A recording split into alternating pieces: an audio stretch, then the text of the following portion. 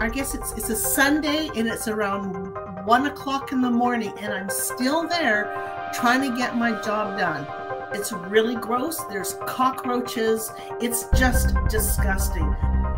It was diving into the deepest, darkest corners of your mind and pulling out that information. I sat down and I was just like, I was so exhausted. I went to the org with my luggage and I said, I'm going to be leaving now. I get to a point where I'm done. I've had enough. I want to go home.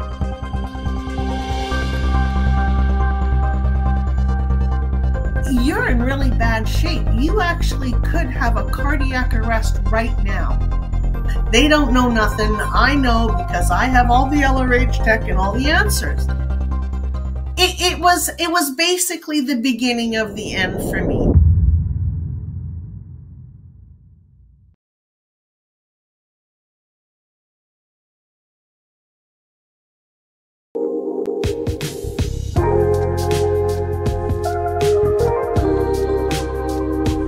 I was so sick and I couldn't go into the org. I couldn't drive. But I'm still getting calls from the ED going, you need to come in. We can help you. We can give you assist. And I'm like, you know what? I can hardly walk. I remember getting up one day from the couch and my legs just collapsed underneath me. I had insomnia. I mean, it was like really real. And it was starting to hit me that like, okay, this is serious. And so I think that went on for about a year, and I had to go on medication. And I was trying not to go into the org. We had tons of debt because by this time the ideal org was roaring, and we were like being hardcore. I mean, I think in total we donated about $35,000 just to the ideal org, and that's pretty much on one wage, so you have a mortgage, we have 2 cars, and anyways, it was just a nightmare. So I remember this one day, this is the Leah Remini who sticks in my head. She was on Dancing with the Stars. Yeah. And she starts bad mouthing the Church of Scientology because she had left, right? This was 2013. And I'm like, what's she talking about? Why is she, wow, that's not cool, But something stuck in my head when she was doing this, right? Because she was talking about stuff that was like, could this be? And then my husband and I get into this huge fight because I'm getting dragged down to the org still. And I'm going as much as possible, but I'm also building my business, right? So we could pay off our debt. You were still on staff at this point, the foundation org, right? I was technically still on staff, but I wasn't on post.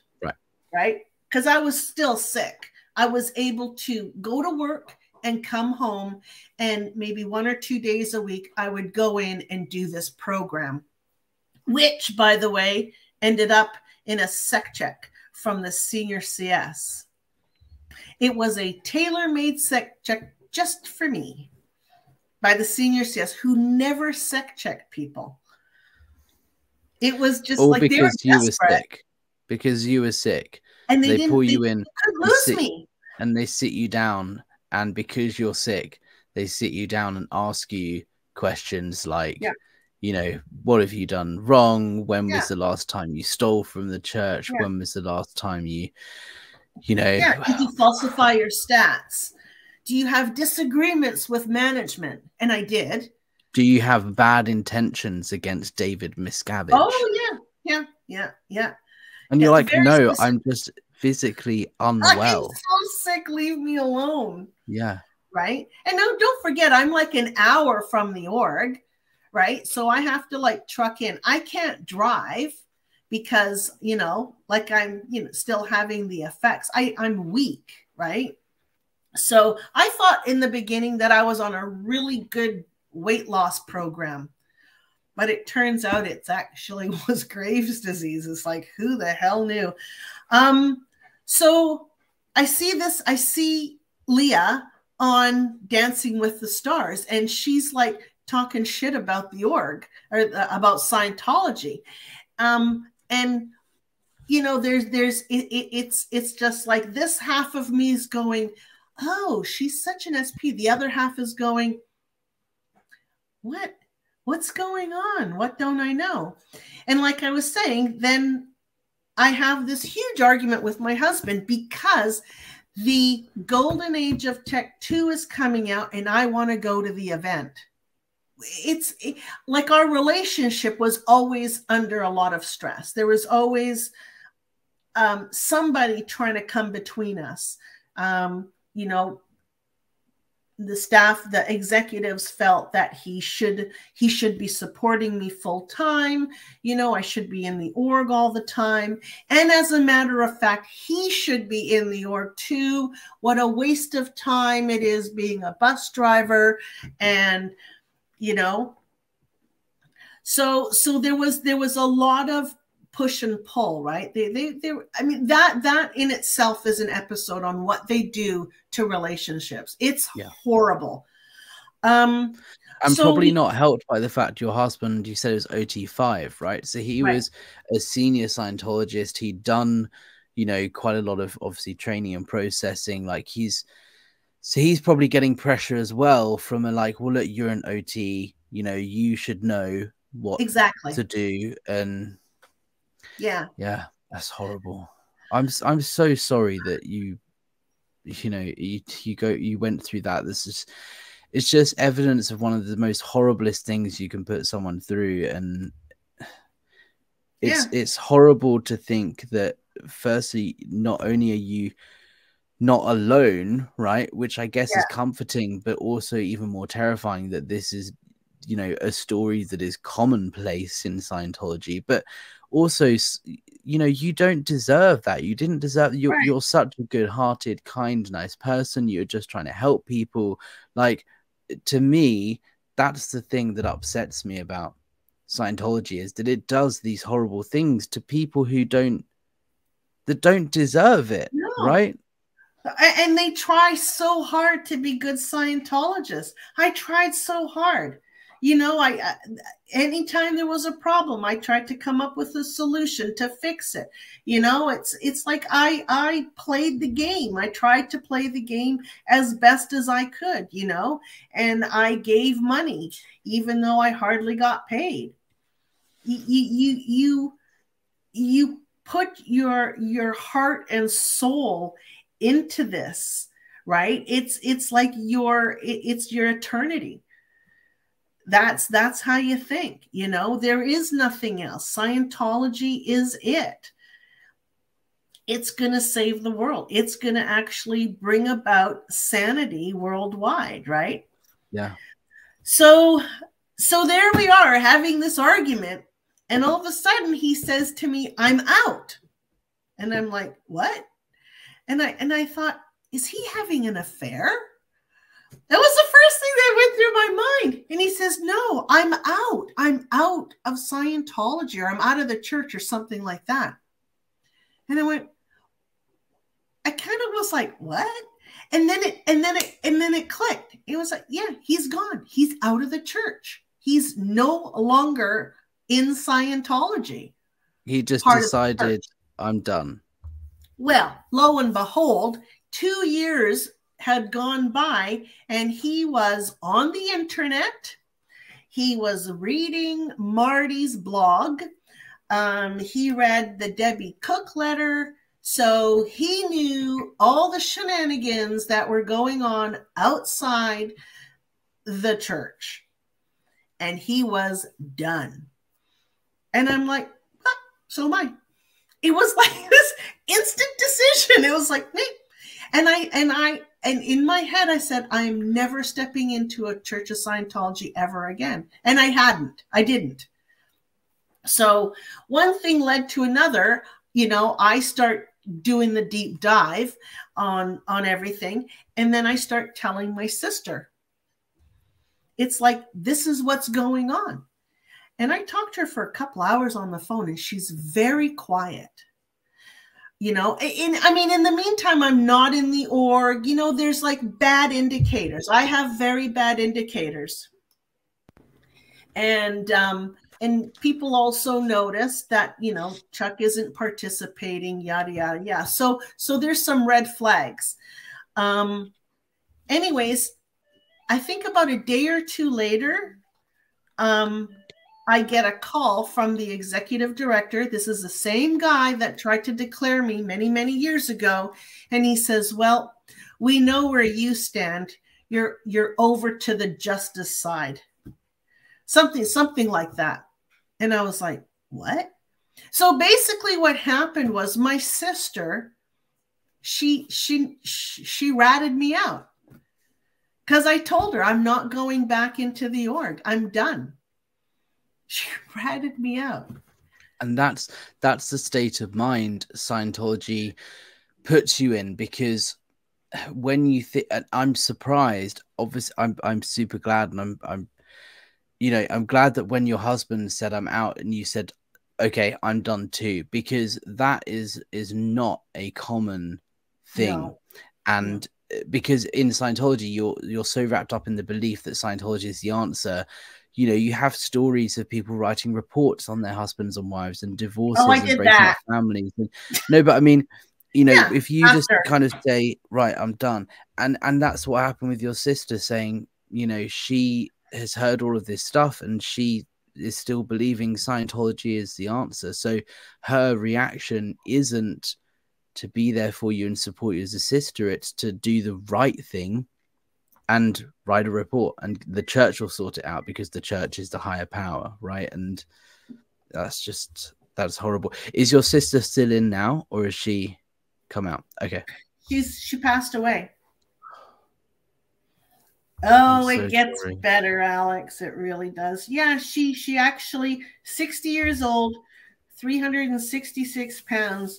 She died from cardiac arrest. While she was still in.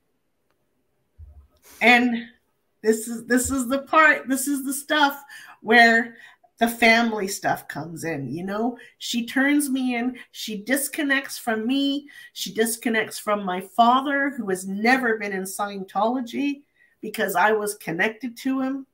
She eventually disconnects from 2 of her kids. Like, how do you disconnect from your kids, you know? It's gross. And then anyways, you know, one of my nephew, his kid was being taken away. His wife was also a Scientologist. She was taking his kid away. He was devastated. You know, and that whole family story on what happened is really hard. It's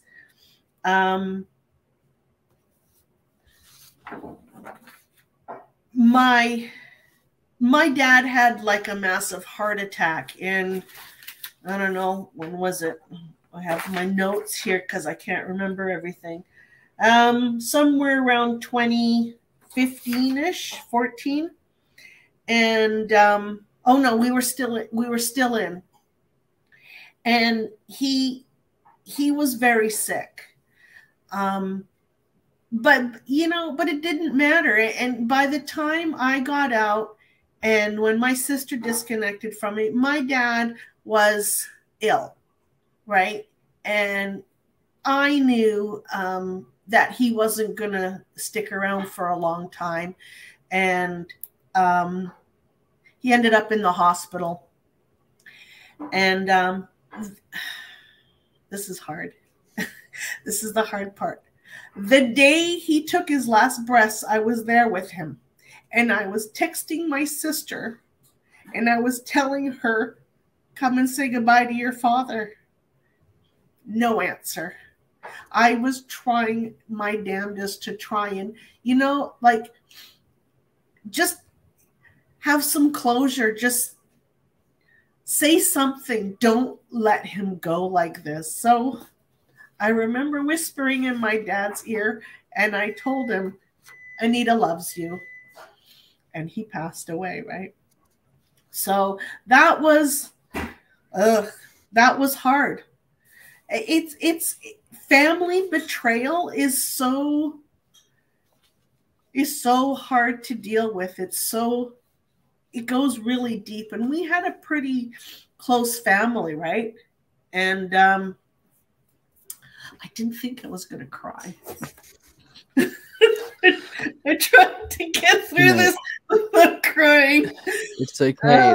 It's an emotional thing. It's traumatic, and it's the first time you've done this, right? And it's totally okay to feel and experience those emotions. You know, they are real.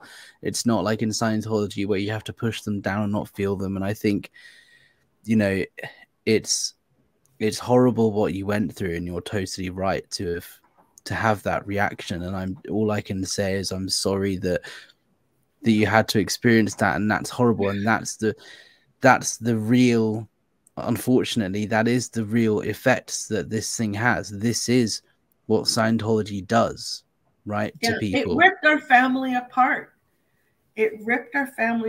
I mean, you can say, you know, well, she chose the church over everybody, but you know, I knew my sister well, and I mean, she went through her own hell as well, right? I mean, nobody has a good time in Scientology. I'm sorry, but there's always shit that happens, right?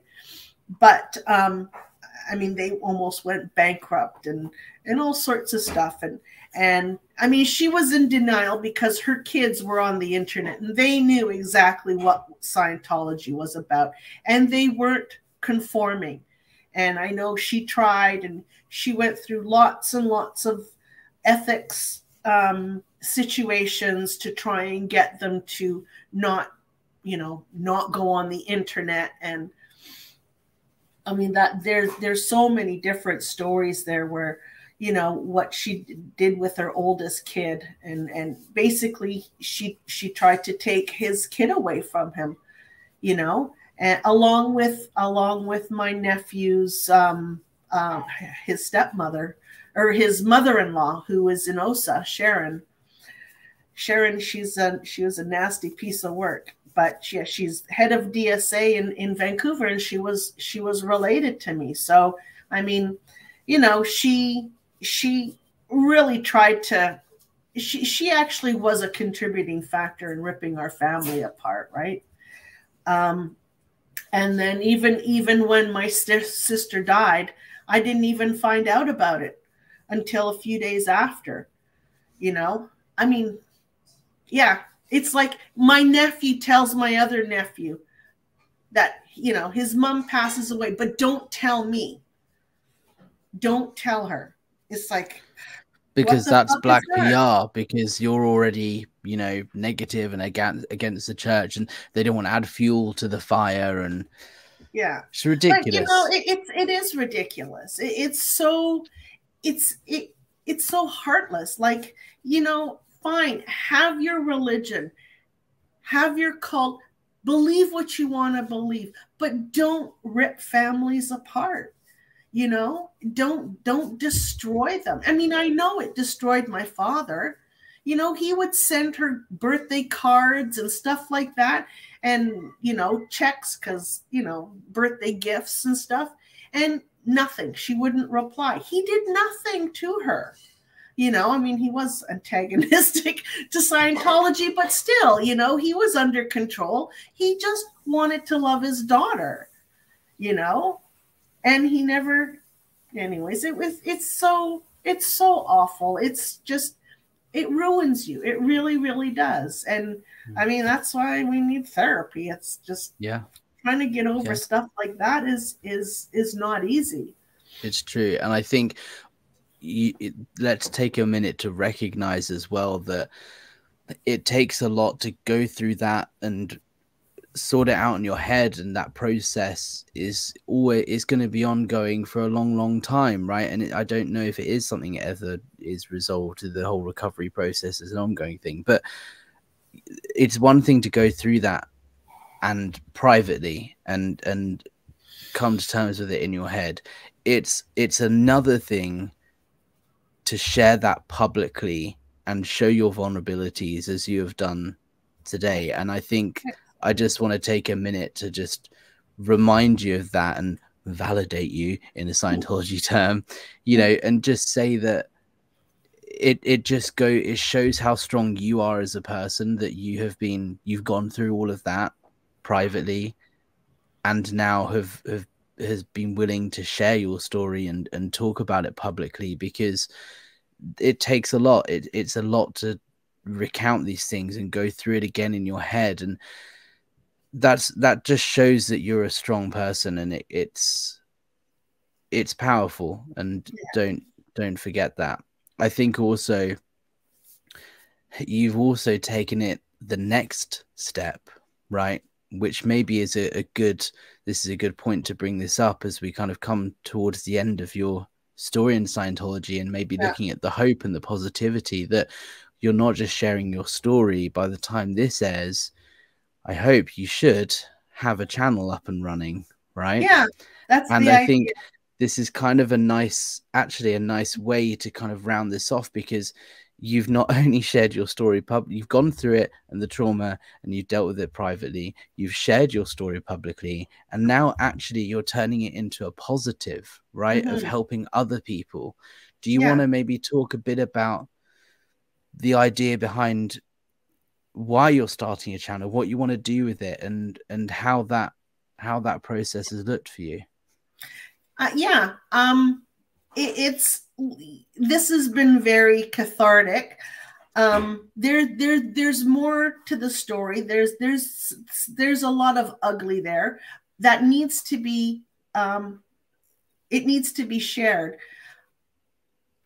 It's some of it's for my own benefit. I'm being a little bit selfish here, because how I see it is I'm sort of taking back my own power. I felt, I'm going to cry again. You feel like a victim, right? And it's not that I don't want to be a victim, but I don't want to be a victim. You know, I want to get my power back. Yeah. But you are, and I am, and we all are. And it is a horrible, thing. And there's this whole stigma of victim mentality and all of this. But what, you're not doing that. You're not coming across go, oh, woe is me, look at me, I've gone through a terrible thing. Right? That's the victim mentality.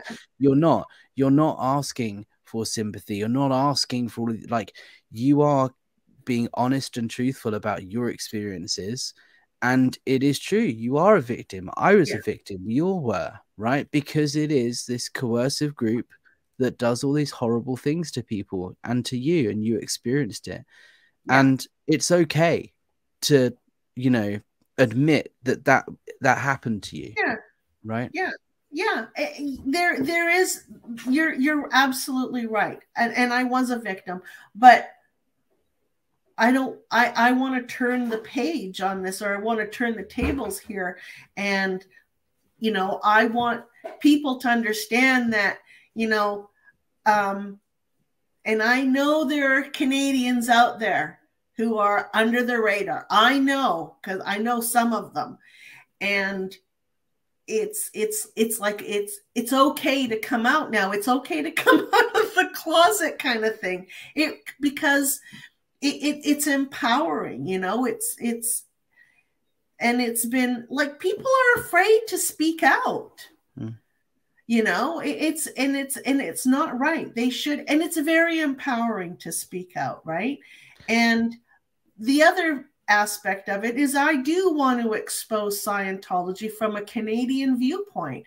It's like, Scientology is horrible all over the world. It's not just in the US, and I mean, it gets a lot of attention in the US, but there's aspects of it that in these smaller orgs that are really there's some real ugly there.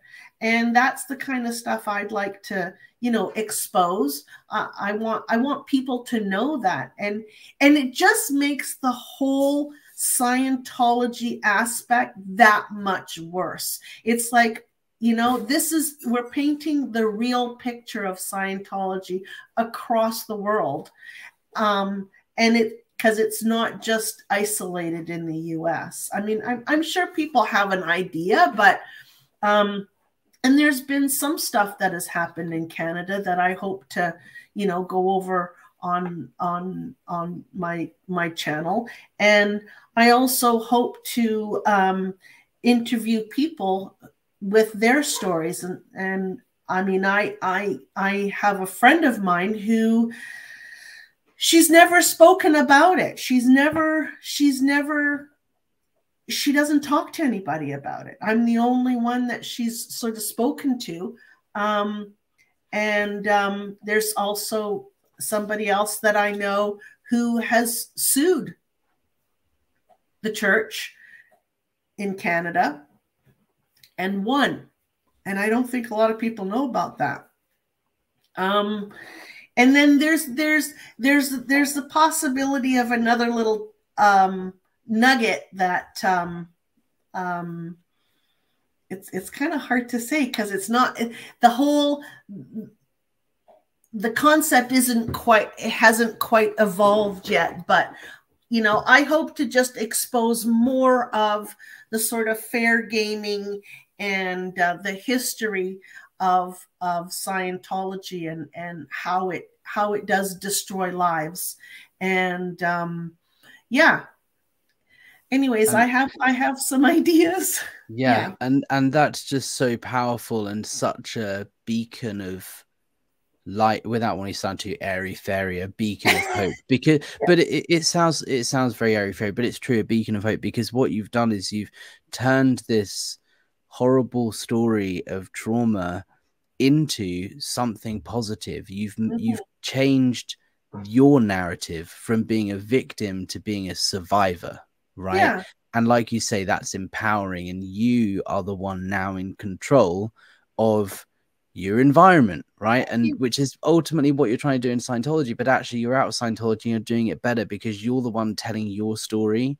You're the one sending the message across that you want to send about Scientology. And just by sharing what happened to you, other people will relate and resonate to that in a way that you can't even imagine. I've noticed this with my channel. I get messages every day from people just saying, look, it's good to hear a UK voice, or it's good to hear a Class 5 staff member voice. You know, I think everyone's experience in Scientology is different, but there is a lot that is the same. And the more people that speak out from our level, Class 5 orgs, the better, because it does just go to show that these things that happen in Scientology aren't just in the Sea Org, aren't just in the US. They happen worldwide at every single level. It is not a problem with the management or the way it's run or just the Sea Org. The problem is the way Scientology is in its fundamental nature. And the more people that speak out and share those stories, the better, because you don't even know who you're going to help. They might just see a clip of this and it's all they need to, you know, to wake up, to start think about getting out, you know? Yeah. You know, and even if it's one person, like I think Catherine was talking about that, you know, she's actually helped somebody get out like that. That's huge. I helped a lot of people get in. Now I'd like to help them get out. You know, it would be good. It would be, that would be a real coup to get others out, you know.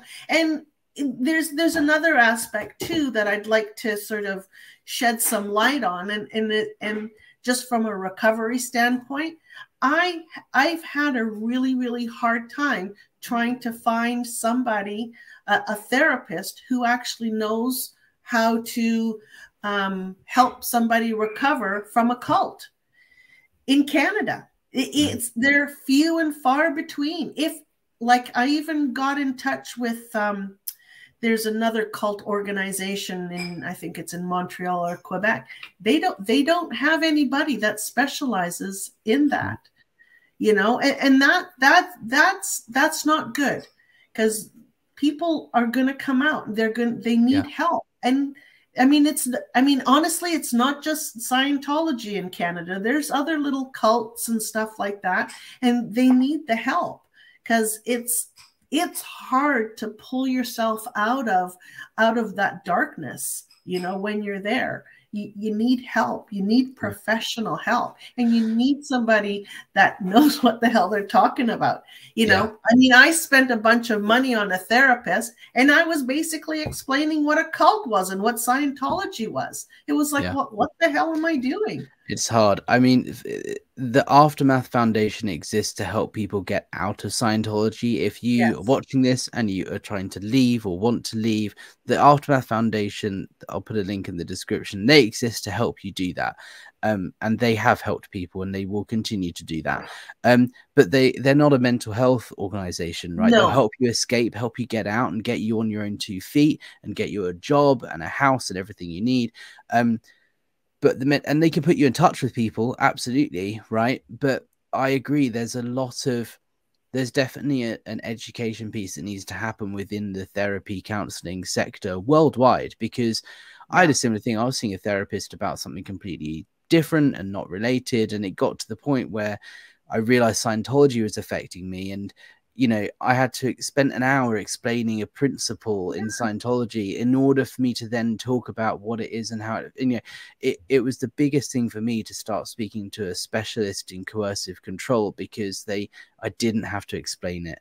Right. Or I might have to explain what something was by name. But as soon as I said that, oh, this is an OW write-up, is where you write up all the things you've done wrong against the church. They're like, oh, okay, yeah, they know what that is, because they might know it under a different name, but they know the technique.